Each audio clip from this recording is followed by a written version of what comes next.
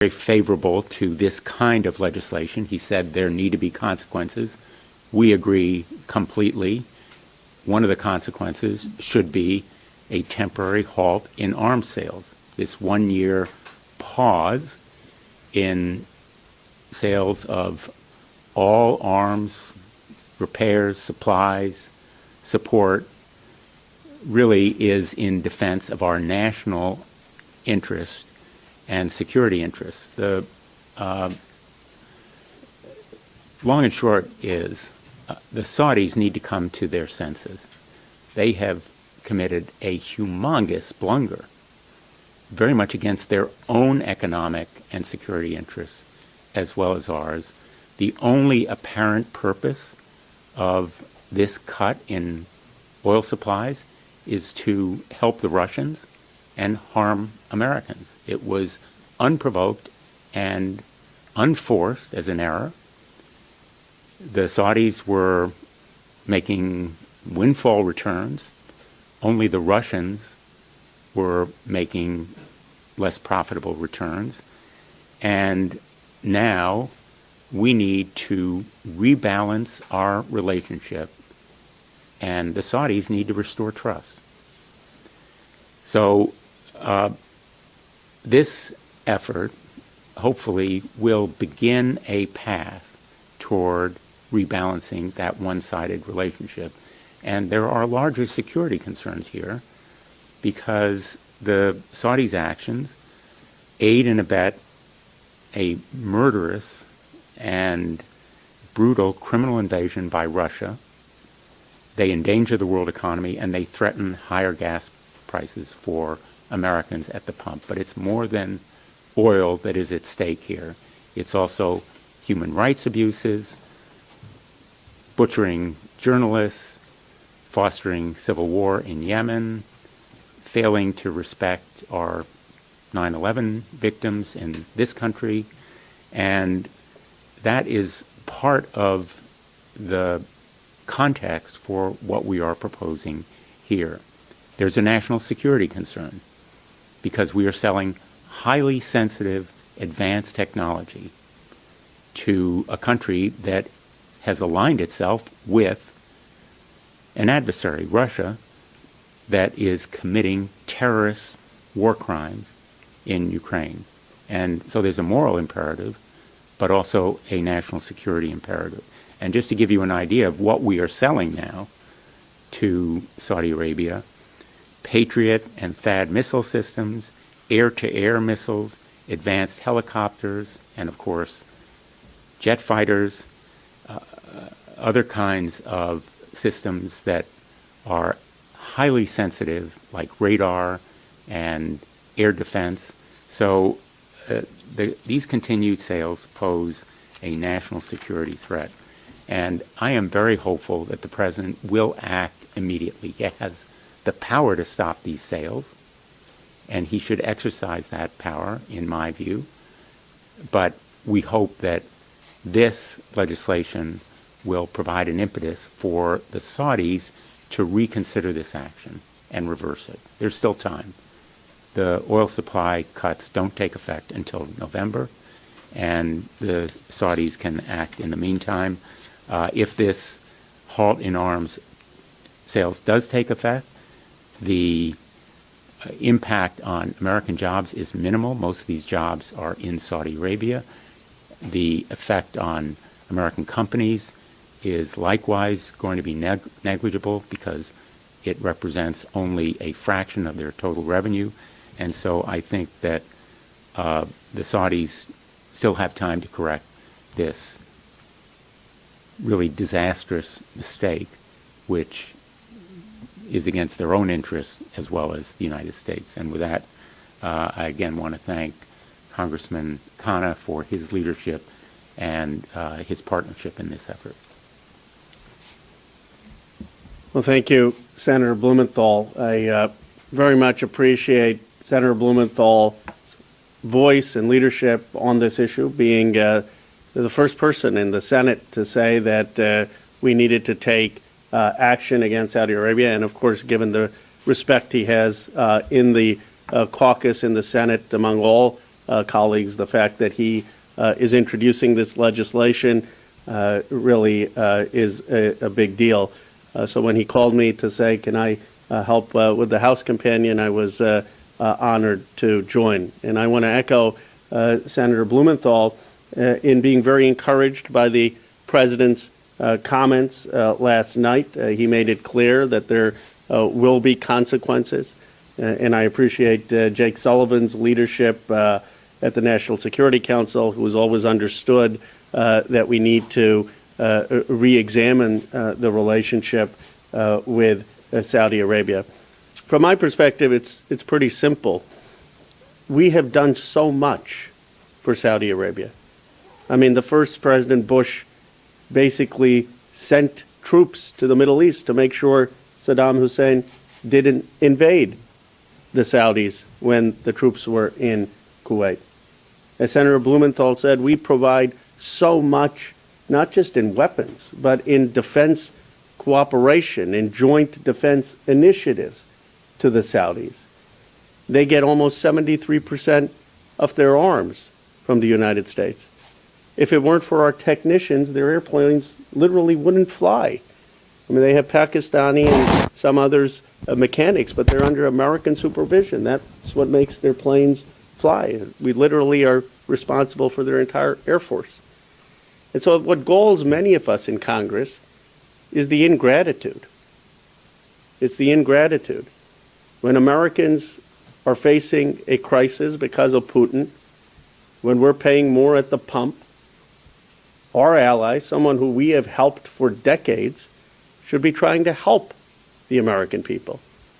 Instead, they're hurting the American people. And that will not stand. The American people are not going to take that kindly. We're not going to allow that kind of ingratitude to stand. And that's why I'm very encouraged that the President has said that there will be consequences. Senator Blumenthal and I have a very reasonable proposal, which is just to pause the weapon sales, to pause the defense cooperation until they reconsider.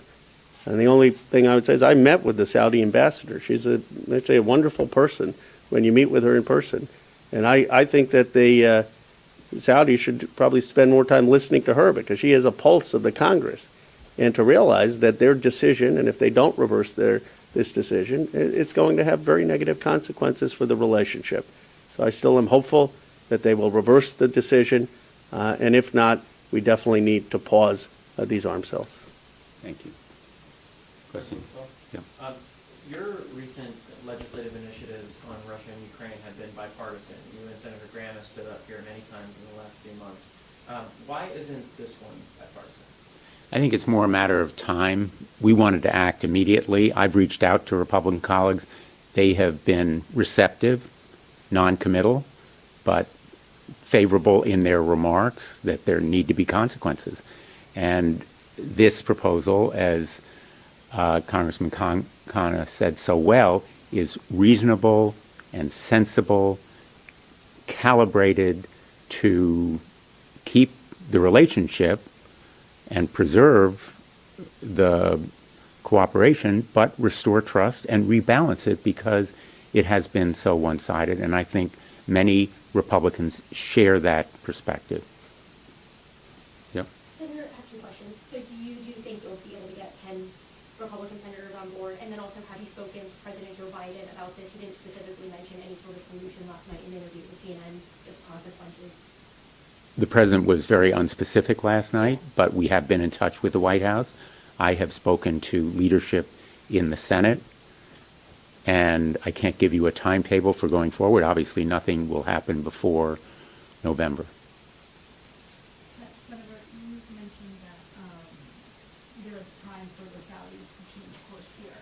So does that mean if they change course in the next 2 weeks, this is no longer on the table? And my second question is, you also said this was aimed at helping Russia. Clearly, it does help Russia. But wasn't it also aimed, or was it aimed, in your opinion, at Democrats, and particularly the president, ahead of the election, and possibly a boost to Republicans and Donald Trump, and how does that factor into your decision-making? This blunder hurts America and helps Russia. And Americans ought to be deeply offended by a supposed ally siding with a murderous butcher who is literally committing war crimes. I've been to those mass graves in Bucha.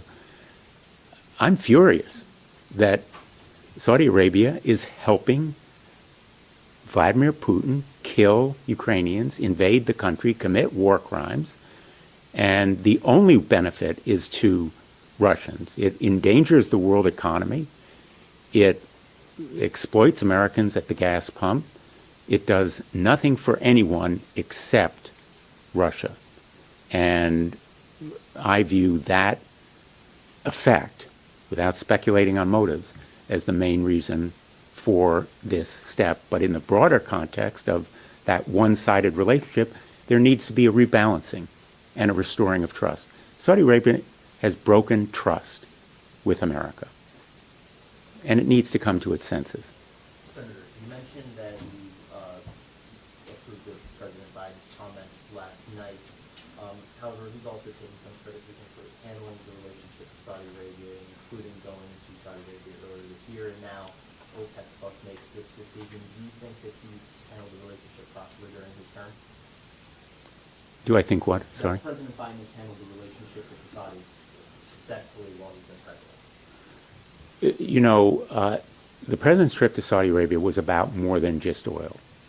It was about human rights abuses and the civil war in Yemen and American interests generally.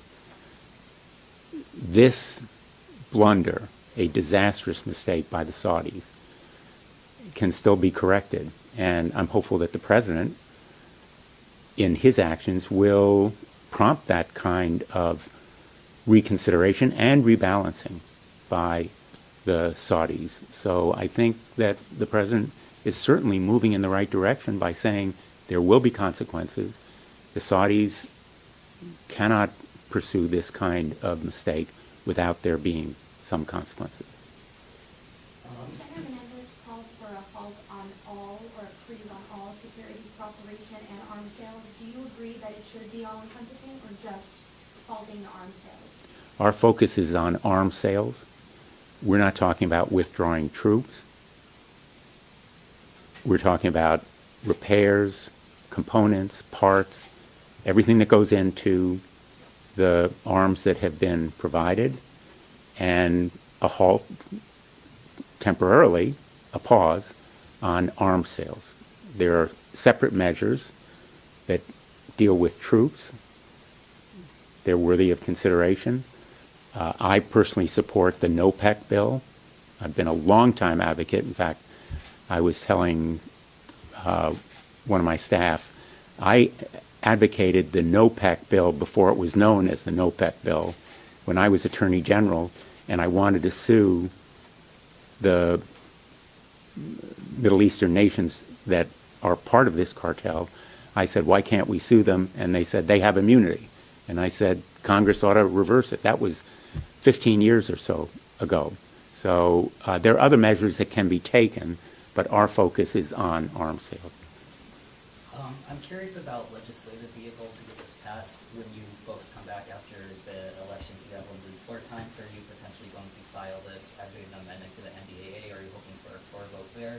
And also, so under Trump, both chambers were very aggressive about using the Yemen War Powers Resolution. That's been introduced to this Congress, but no one's brought it up for a vote. So I'm curious why, no one here has pursued the War Powers Avenue when Biden's been in office, when up until April before the truce, which recently fell apart, you had a lot of the same issues in Yemen. I can't really comment. I mean, the war powers issue is a very broad and important one, but I don't see this measure as riding on that kind of vehicle. As for the NDAA, I think it is possible. As you know, Jack Reed went to the floor yesterday and began our consideration of the NDAA. I think it is questionable whether it would be part of the NDAA. I don't want to create expectations, but there are other vehicles, the omnibus, for example, that could provide a way, a path forward. Senator, Congressman, I just want to get your guys' perspective on this. You guys both have talked about these consequences that Saudi Arabia could face. Would you be able to give some specifics? Because obviously, this decision from Saudi Arabia, along with OPEC, it definitely couldn't have come lightly. They had to have considered some of the consequences, correct? I'm yielding to him on the more difficult question. No, that's it. I was happy to have you to answer all of them. But let me just say on the war powers, because I had led that effort in the House, President Biden made a lot of progress on Yemen. That's why it hasn't been introduced. I mean, he stopped the refueling. There has been a truce there. Obviously, we need to make sure that the truce continues. But the facts on the ground are much different in Yemen. And this action that the Saudis are taking, which to overcome the truce, is problematic, and we're monitoring that. But that, as Senator Blumenthal said, is totally different than this bill. I believe the Saudis have consistently been miscalculating in the past couple of years, and it's probably because Trump candidly gave them carte blanche. I mean, a lot of the deals that were taking place over the previous administration gave them a sense of security. And what President Biden is trying to do is just return to the proper balance. And they may have been lulled into a false sense of complacency because of the previous administration.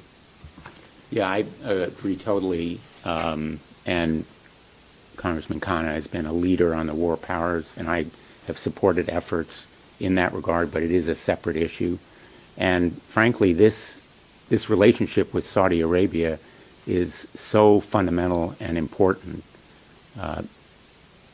relating to Iran, relating to Israel, the complexity of these issues go way beyond just a single decision on oil, and the president is absolutely right to be considered and deliberate. We regard this legislation as sensible and reasonable. It's targeting a specific decision. The one-sided relationship has been documented. I commend all of you to some work done by the Yale School of Management, Jeff Sonnenfeld and his team there. We relied on that work and other industry experts and academics who have been very thoughtful on this issue. But this is a targeted, sensible, reasonable measure, which we hope the White House will support. But certainly the president has been commendable in his restraint and his consideration. Yep. Two questions. First, there's a similarly intentioned initiative in the House from Representative Malinowski. I know sort of different methodology, but that legislation includes both Saudi Arabia and the UAE. Why did you guys decide to focus only on Saudi Arabia and to not sort of loop the UAE in here? And then secondly, what sort of consequences do you anticipate this might have for the U.S.'s efforts to counter Iran and to protect our troops and allies in the region? I'm not sure I understand the second question. What sort of consequences or what sort of implications do you think cutting off these sales might have for the U.S.'s efforts to counter Iran and the Middle East? The answer to the second question is none. The answer to the first question is Saudi Arabia is clearly the driving force in this decision. It's the dominant power in OPEC plus. It has been for years, and so singling out Saudi Arabia makes the most sense. And in fact, arms sales have been going to Saudi Arabia in predominant amounts. So Saudi Arabia is the major driving force here in the decision to cut supply by 2 million barrels. I would just add that the fact that Senator Blumenthal is helping lead this, I mean, he's a reasonable, thoughtful person. It's not, I've been critical of the Yemen war, and he joined the resolution, but people could say, oh, okay, here's Khanna again, or Sanders. Senator Blumenthal is very, very deliberate in the way this legislation was crafted. It is not in any way the most severe, and it values the relationship and the history of the relationship, and that's why I think it's going to get broad support in both the House and the Senate. How significant are other allies like like sales from British companies? BAE is a huge supplier to Saudi Arabia, so to what extent do you need them to continue on this? British government. Good question. Obviously there are issues of interoperability, different weapon systems. The halt by America of its arms sales, I think, will have an effect that could be supplemented by decisions by other countries. Certainly they are impacted by the economic effects of these oil supply cuts. They will make their own decisions. Our allies like the UK and France may wish to join, but the effect of this action by the United States will be effective, we hope, in forcing the Saudis to reconsider and to rebalance this relationship. Thanks, everyone. Thank you.